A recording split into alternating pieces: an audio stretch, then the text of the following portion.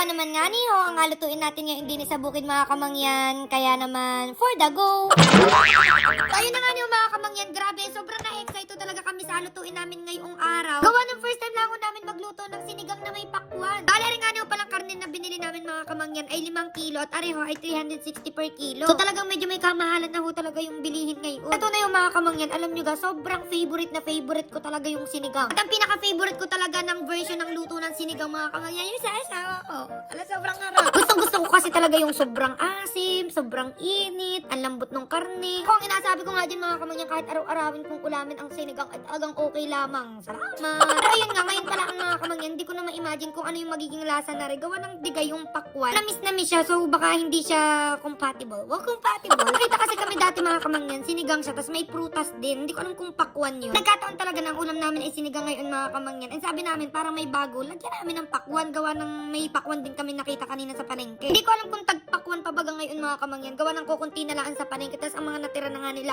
ay yung mga garning maliliit na. Pero hindi gawa mga kamangyan, kanina tawan-tawa ako din eh. Gawa ng akala talaga nila, normal na sinigang lamang yung alutuin namin. Mas akala nila gusto lamang namin ng pakwan. Yung kasi talagang meriendahin mo, gayaan. Sabi ko, alam nyo, kakaiba yung alutuin natin ngayon. Gawa ng sinigang na may pakwan. Kasi yun, mga nagulat sila, kaya pala may pakwan. Akala namin nakainin lang ng normal. Kahit si tatay mga kamangyan, nagulat na saan ka daw nakakita ng sinigang na may pakwan. So, diga, ngayon, patitikimin ko kayo ng luto nung parang babaeng nagdilihin. Ala, hindi. So, ayun, after nga nung pala magayat ni tatay, ari mga kamangyan, ay ari nga ni ho, at tinugasan ko na din para maluto na natin. So, yung gayat nito, sadyang pinalaki-lakihan na namin. Para syempre, yung isang peraso pang isang tao na. Ala, hindi. So, ayun, bali nag-init na nga niyo pala ako ng mantika din mga kamangyan. Tapos, nagisa na ako ng bawang at saka ako ng sibuyas. Yung pagluluto ho natin ng sinigang ngayon mga kamangyan, parang normal lang ng pagluluto. Kaso nga nilang, diga, may kanya-kanyang version. Tapos, ayan, naglagay na ako ng kamatis diyan. Mas maraming kamatis, mas masarap para talagang maasim. Sa after nun mga kamangyan, ayan, nilagay ko na din ari nga yung ginayat-gayat na karne. Ayun, dahan-dahan nga niyo pala ako sa paghahalo diyan mga kamangyan. Gawa ng medyo malaki-laki nga yung tulyase. So, huwag kayong mag-alala dahil malapit-lapit na talaga tayo magpagawa ng kusina din sa bahay kubo. Salamat. Tapos, ayun, pinakulukuloan ko nga nila ako pala muna rin mga kamangyan. Nilagyan na rin niya ng tubig kanina, hindi lang napakita. Para mas masabaw mga kamangyan, nilagay ko na rin din ari nga yung sabaw ng pakwan. Grabe, hindi ko talaga ma-imagine kung ano yung magiging lasa na rin mga kamangyan. Pero trust the process. Well, trust the process. Ayan, naglagay na ako din na rin nga yung labanos. And ayan, dinamihan ko na rin pala yan mga kamangyan. Gawa ng favorite din talaga nila yung labanos. Tapos maya-maya mga kamangyan, ayan, nilagay ko na nga yung din aring laman ng pakwan.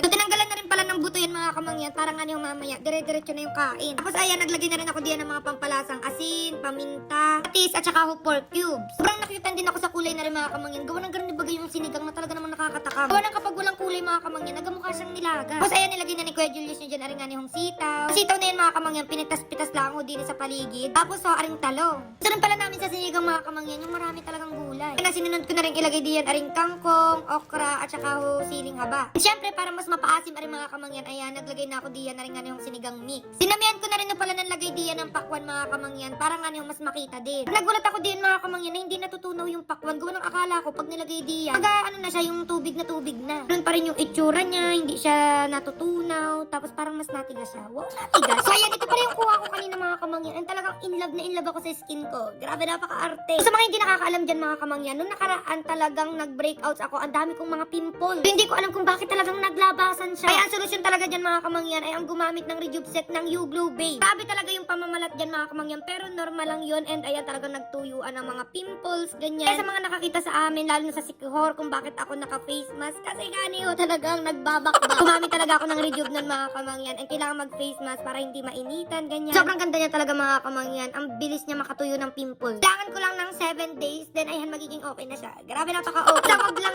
susobra na ng 1 month ang paggamit mga kamangyan. Minsan 1 to 2 weeks, okay na yun. So, after nun, maintenance na. Magsabon-sabon na lang kayo, Ceromay, ganyan. And ayan, worth it ang pagre-rejuve.